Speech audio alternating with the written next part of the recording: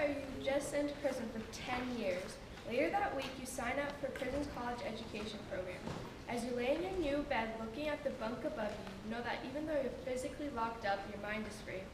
Our country was founded and built on the idea of second chances, and we aren't allowing our prisoners to have any. Are we going against our own morals if we do that?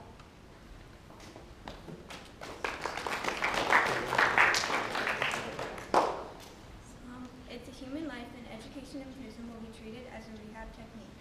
We shouldn't be pushing our prisoners away and mistreating them. We must try and help them get their lives back. Prison education is a must in today's world and is a necessity for progression. Human rights are what give us personal freedom, what we are entitled to despite our origin, religion, race, and gender. The United Nations General Assembly said all prisoners should retain the human rights and fundamental freedoms set out in the Universal Declaration of Human Rights, saying that even though they are prisoners, they're still human and retain the rights of life.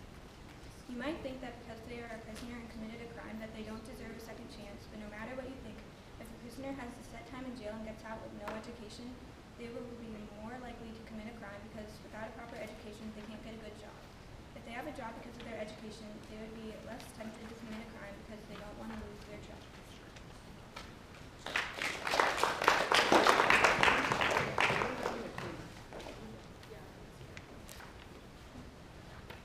Inmates can get a job with their education and won't be tempted to commit a crime.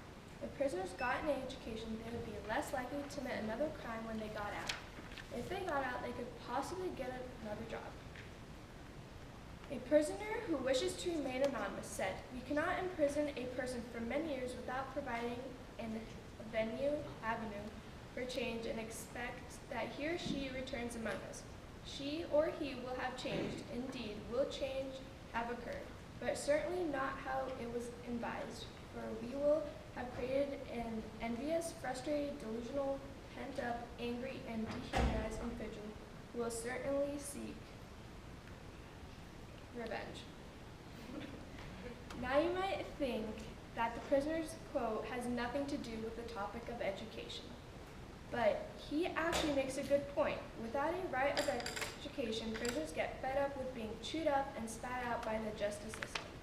They have too much time on their hands and eventually become so delusional that when their time for release approaches, they don't care about starting their life over. They want revenge.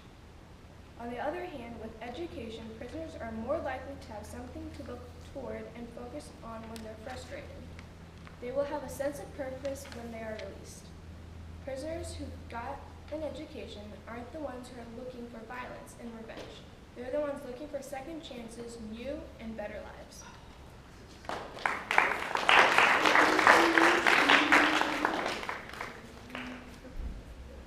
Hey guys.